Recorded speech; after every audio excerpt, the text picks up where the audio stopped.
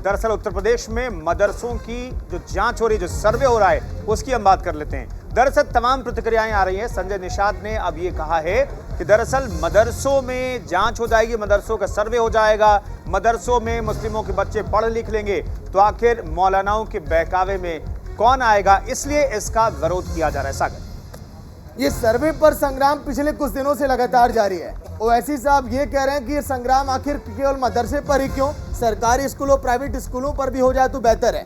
लेकिन यूपी सरकार ये कह रही है कि हम चाहते हैं कि मदरसे जो है काफी बेहतर हो जाए।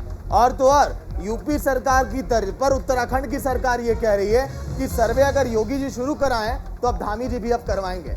नीतू, बिल्कुल, तो आखिर इन सर्वों पर क्यों छिड़ा हुआ है संग्राम, ये तो हम आपको बताएंगे क्या क्या प्रतिक्रियाएं आ रही हैं, क्योंकि यूपी सरकार कह रही है कि इन सर्वों का जो मकसद है वो ये है कि मदरसों में शिक्षा को बेहतर बनाना, बच्चों के भविष्य को बेहतर बनाना।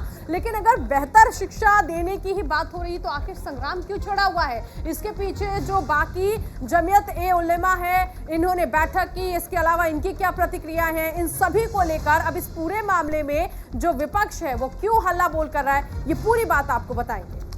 तो दरअसल विपक्ष कह रहा है और खासतौर पर कुछ मुस्लिम संगठन और खासतौर पर ओवैसी ये पूछ रहे हैं कि आखिर इसकी जरूरत क्यों है, प्राइवेट मदरसों क्यों आप कराना चाहते हैं सर्वे। कॉलम मदरसे का नाम को लेकर के पूछा गया, बहुत सारे कॉलम बनाएंगे, 13 सवाल इसमें पूछे जा रहे हैं। बिल्कुल, मदरसे को संचालित करने वाली संस्था का नाम इसमें भरा जाएगा, ये दूसरा सवाल जो है वो पूछा गया है। तो 13 ऐसे सवाल हैं जिसका जवाब मदरसों को देना है। वो एक लिस्ट तैयार की गई है, लेकिन उसमें ऐसा कुछ आपत्तिजनक नहीं है जिस पर सवाल ओवैसी साहब पूछ रहे हैं। बिल्कुल, मदरसों के नाम पर वक्फ की संपत्तियों पर अवैध कब्जे हो रहे हैं, ये कहना है सरकार का, इसीलिए इन मदरसों का सर्वे होना चाहिए, सरकार कह रही है।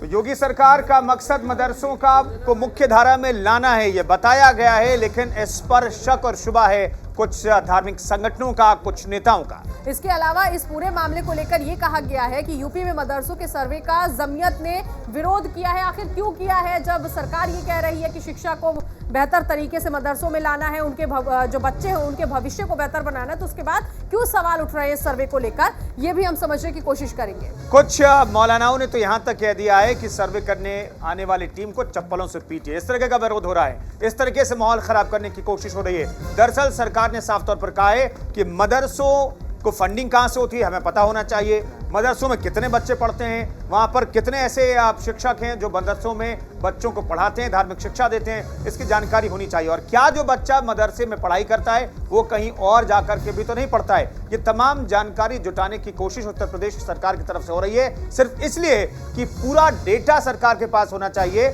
और इसलिए कि अगर कोई प्लानिंग मुस्लिम बच्चों के लिए हो रही है, मदरसों के लिए हो रही है, तो उसमें वो डेटा काम आए, ये बताया जा रहा है सरकार की तरफ से ऑफिशियली। बिल्कुल, और ऐसे में मुस्लिम संगठन ये कह रहा है कि मुसलमानों को टारगेट करने के लिए सर्वे किया जा रहा है, तो आखिर ये किस तरह का टारगेट है, ऐसा क्यों लगता है मुसलमानों को कि टारगेट किया जा रहा है इस सर्वे के जरिए, ये भी हम समझने की कोशिश करेंगे। अबू तला इस वक्त मेरे साथ में सहयोगी जुड़ गए हैं इसी खबर पर आगे की जानकारी के लिए।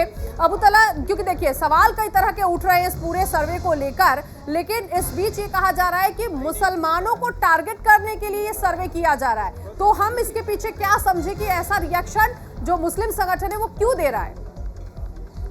जी देखिए, बिल्कुल जिस तरह से बता दें तमाम तरह की बातें हो रही है और विपक्ष भी इस बात को उठा रहा है क्यों सर्वे हो रहा है। पर आज लखनऊ में जिस तरह से सर्वे हुआ, नदवे कॉलेज में ये सर्वे हुआ, नदवा मदरसा काफी पुराना मदरसा है, 1898 से ये मदरसा बना हुआ है। उसके बाद से इसमें कई कंट्रियों के जो लोग हैं, जो बच्चे हैं वो पढ़ते, तो बड़ा एक चैलेंज था प्रशासन के लिए यहाँ पे सर्वे करना, क्योंकि बहुत स्टूडेंट्स भी रहते थे यहाँ पे। पर जो सर्वे हुआ बहुत अच्छा हुआ, जो डीएमओ थे यहाँ के उनसे भी हमने बात की थी, तो उन्होंने साफ तौर से कहा कि यहाँ की जो प्रशासन था कॉलेज का ने बहुत पूरी तरह से सहयोग किया।